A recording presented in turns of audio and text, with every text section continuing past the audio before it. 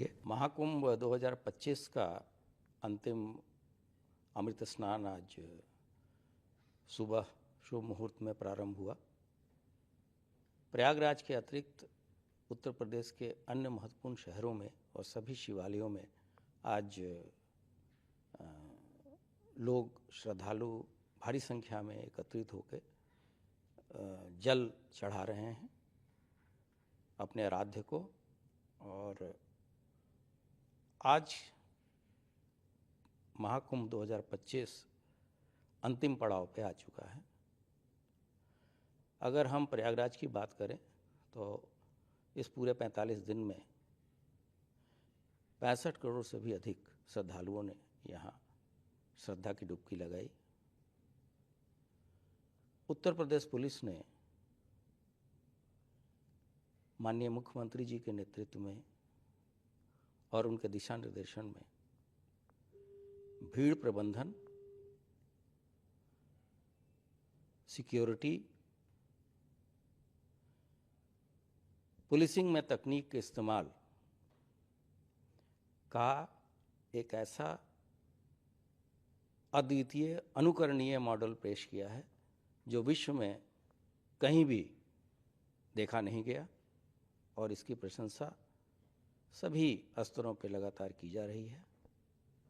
हमारे साथियों ने पिछले 45 दिन में बिना शस्त्र के अपने व्यवहार से सबका मन जीता है, और ये पुलिस विभाग के मुखिया होने के नाते तथा शासन के लिए भी बहुत ही गर्व का विषय है। हम लोगों ने जो विश्व स्तरीय तकनीक थे उसका इस्तेमाल किया, एआई का भी भरपूर इस्तेमाल किया, चाहे वो क्राउड मैनेजमेंट हो, चाहे वो सर्विलांस हो, और जिस तरह के थ्रेट परसेप्शंस शुरू से आ रहे थे उसको हम लोगों ने पूरी तरीके से ध्वस्त कर दिया। और ऐसा नहीं है कि ऐसे प्रयास नहीं किए गए हों, लेकिन हमारी जो टीम है और हमें जो अन्य संस्थाओं से और अन्य एजेंसियों जो सहयोग मिल रहा है, ये उसका परिणाम है कि आज एक रिकॉर्ड के रूप में, जो कि कभी इसके पहले नहीं हुआ और पूरे विश्व के पटल पे नहीं हुआ, वो हमारी टीम ने कर दिखाया है।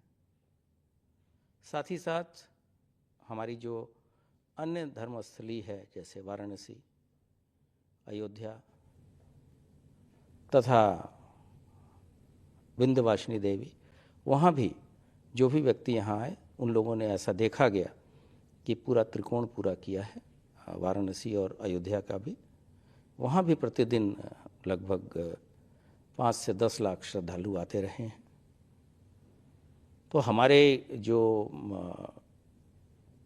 संस्था की या पुलिस की जो एफिशिएंसी पूरी तरीके से टेस्ट की गई और उसमें सभी लोग खरे उतरे हैं, और बिना किसी बड़े घटना के हम लोगों ने पूरा महाकुंभ को संपन्न कराया है। आज भी वाराणसी में जो शैव अखाड़े हैं, जिनकी संख्या 7 है, उनमें से 5 लोगों ने काशी विश्वनाथ मंदिर में वो दर्शन कर लिया है। 2 अखाड़ों का अपराह्न में दर्शन होगा। रेलवे के साथ भी हमारा बहुत ही अच्छा समन्वय रहा, और प्रतिदिन लगभग जो मुख्य स्नानों के दिन 5 लाख और अन्य स्नानों के दिन लगभग 3 से 4 लाख लोग रेल सेवाओं का भी उन्होंने फ़ायदा उठाया। और रेल मंत्रालय, आरपीएफ तथा हमारी जीआरपी ने मिलकर उनके आवागमन को पूरी तरीके से सुगम और सरल बनाने की हर संभव प्रयास किया। यूपी डीजीपी मुखिया होने के नाते कितना बड़ा, जिस समय शुरुआत हो रही थी, क्योंकि आज 45 दिन पूरे होंगे और महाकुंभ पूर्ण होगा, अभी स्नान चल रहा है, कितना बड़ा चैलेंज था जिस समय स्टार्ट हुआ था, कि लग रहा था कि किस तरीके से कर पाएंगे या नहीं? हमें पूरा विश्वास था, और मैंने शुरुआती दिनों में भी कहा था कि हमारे लिए अवसर है, हमारे लिए चैलेंज नहीं है। और हमारे साथियों ने 45 दिन तो कार्य किया ही, उसके पहले से भी लगभग 2 महीने से वो लोग लगातार मौके पे जाके उसकी ट्रेनिंग ली, वहाँ की टोपोग्राफी को देखा। हमने अपने लोगों को सॉफ्ट स्किल्स की ट्रेनिंग दी, गुड बिहेवियर की भी ट्रेनिंग दी, जिसका ये सुखद परिणाम है कि आपने खुद देखा होगा कि बिना किसी शस्त्र के लोगों ने किस तरह से दर्शनार्थियों को, श्रद्धालुओं के साथ पेश आए, और 30,000 से भी अधिक खोए पाए लोगों को भी हम लोगों ने उनके परिवारीजनों से मिलाया। ऐसे ऐसे बहुत सारे उदाहरण हैं जो कि आने वाले जनरेशन्स को इंस्पायर करेंगे, और ये एक ऐसा मॉडल है जिसको सभी राज्य जहाँ कुंभ भी होता है तथा बड़े कॉन्ग्रीगेशन होते हैं वो उससे सीख लेंगे। क्योंकि अभी स्नान चल रहा है, मैंने देखा कि पुलिस वहाँ पे सिर्फ एक सीटी के बल पे इतना बड़ा लार्ज गैदरिंग, हम कह सकते हैं दुनिया की सबसे बड़ी रिलीजियस गैदरिंग का जहाँ महाकुंभ हो रहा है, एक सीटी के बल पे उन्होंने लोगों को कंट्रोल कर रहे हैं या लाउड हेलर से। जी, एक ये बहुत बड़ी अपॉर्चुनिटी हमारे लिए थी, एक अवसर था, और उसमें हम लोग खरे उतरे हैं। और इस पूरे 45 दिन में हमारे साथियों ने जो कार्य किया है वो मैंने पहले भी बोला कि उस तरह की चीज़ इतिहास में देखने को अभी तक नहीं मिली है, और आगे के जनरेशन के लिए एक बहुत बड़ी सीख है। और जब कभी फिर यहाँ इस तरह का कुंभ होगा, इस लेवल का कुंभ होगा, तो इन चीज़ों को भी उसमें समाहित जरूर किया जाएगा। सर, चूंकि स्नान अभी चल रहा है और ये देखा जा रहा है कि काफ़ी बड़ी संख्या में जो स्नानार्थी हैं वो लगातार आते जा रहे हैं, तो कैसे कंट्रोल कर पा रहे हैं आप लोग, क्या मॉनिटरिंग कर रहे हैं कि ताकि जो स्नान के लिए जो आएंगे वो लोग रात तक करेंगे, या जो बचेंगे उनको रोका नहीं जाएगा? नहीं, अब तो जो लोग भी वहाँ आ चुके हैं वो सभी स्नान उनको कराने की पूरी जिम्मेदारी और उनके सुरक्षा की जिम्मेदारी है, उनको गंतव्य तक भेजने की जिम्मेदारी हमारी है।